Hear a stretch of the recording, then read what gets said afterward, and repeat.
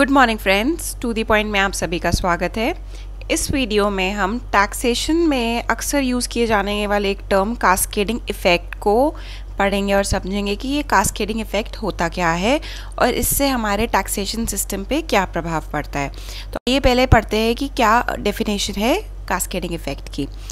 Cascading effect of taxes means tax on tax, and it happens in the situation where tax is levied on the final product without reducing the amount of tax paid in the previous transaction. अब friends क्या होता है कि जो हमारा पहले का taxation system था ना, उसमें बहुत सारे फ्लॉज थे और जो सबसे बड़ा फ्लॉ था वो ये था कास्केडिंग इफ़ेक्ट का। अब एक एग्जांपल से समझते हैं कास्केडिंग इफ़ेक्ट क्या होता है।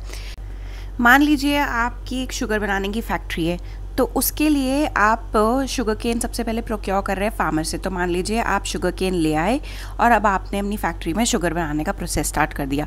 अब आपने 5 kg शुगर बना दी और 5 kg शुगर बनाने के बाद आपने इसको 10 रुपीज़ पर kg के हिसाब से होल सेलर को बेचा। सो 10 रुपीज़ पर kg।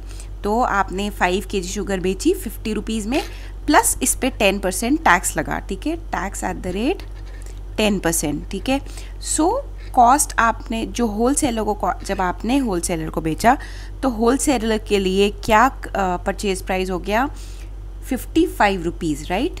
50 रुपीज़ का 10% होता है 5, तो इसको ऐड कर देंगे तो 55। So cost to wholesaler क्या हुई 55। ठीक है, अब इसको जब वो आगे रिटेलर को बेचेगा यही शुगर के पैकेट्स, इस पे फिर से 10% टैक्स लगेगा। तो अब ये 55 पे फिर से 10% टैक्स लगा। ठीक है, तो इसकी कॉस्ट क्या हो गई 60.5 रुपीज़। तो अगर आप ये देख रहे होंगे तो यहाँ पे टैक्स के ऊपर टैक्स लगा। कैसे भाई, ओरिजिनली तो प्रोडक्ट की वैल्यू थी 50 रुपीज़, उस पे लग गए 5 रुपीज़ टैक्सेशन के। ठीक है, अब होल सेलर ने इस पूरे 55 पे 10% टैक्स लगाया, ना कि ₹50 पे। क्यों? क्योंकि उसके लिए तो कॉस्ट क्या थी 55 रुपीज़। तो इसलिए होल सेलर ने उसका जो सेलिंग प्राइस रखा वो उसके ऊपर 10% टैक्स लगा के उसको 60.5 में बेचा। तो ये क्या हुआ, टैक्स के ऊपर टैक्स। क्यों? क्योंकि जो 5 रुपीज़ यहाँ पे टैक्स के लगे थे वो भी इसकी कॉस्ट में जुड़ गए। तो इसी कॉन्सेप्ट को बोलते हैं हम टैक्स ऑन टैक्स, जो कि बहुत ही गलत बात है। एक कंज्यूमर के लिए अननेसेसरीली प्रोडक्ट महंगा हो जाता है। क्यों? उसकी कॉस्ट ओरिजिनली थी 50 रुपीज़, फर्स्ट स्टेज पे टैक्स लगा तो उसकी कॉस्ट बढ़ गई 5 रुपीज़ से, फिर वापस नेक्स्ट स्टेज पे टैक्स लगा तो उसकी कॉस्ट और बढ़ गई 5.5 से। तो उसको कॉस्ट कितनी टोटली बढ़ी 10.5 रुपीज़। तो वो सिर्फ टैक्स के दे रहे हैं, जो कि एक्चुअली में केस नहीं होना चाहिए। क्यों? क्योंकि गवर्नमेंट का टैक्सेशन रेट था सिर्फ 10%। तो ओरिजिनली उसको सिर्फ 5 रुपीज़ टैक्स देना चाहिए था, लेकिन अब वो क्यों कितने टैक्स दे रहा है 10.5 रुपीज़ का टैक्स दे रहा है। क्यों? क्योंकि कंपाउंडिंग इफेक्ट हो रहा है, कास्केडिंग इफेक्ट हो रहा है, टैक्स के ऊपर टैक्स लग रहा है। तो इन्हीं सब चीज़ों को हटाने के लिए गवर्नमेंट ने एक नया टैक्सेशन सिस्टम लेके आए जिसको बोलते हैं goods and services tax. But उसको समझने के लिए कि पहले वाले टैक्सेशन में क्या फ्लॉज थे, आपको ये एग्जांपल समझ आना बहुत ज़्यादा ज़रूरी है। मैं आपकी कन्वीनियंस के लिए एक बार इसको फिर रिपीट कर देती हूँ कि शुगर केन फैक्ट्री थी, 5 kg शुगर लेके आया एट द रेट 10 रुपीज़ पर kg, तो कॉस्ट हो गई 50।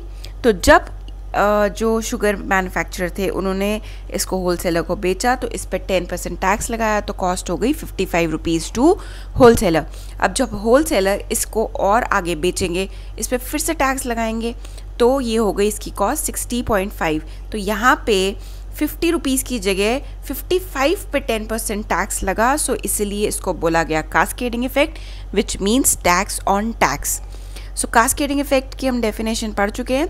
Due to the above effect the price of the product drastically increases as the amount of tax collected is much higher than the real rate of taxation applicable on the product. भाई real rate of taxation क्या था 10% था ना, जो हमने यहाँ पे लगा दिया था।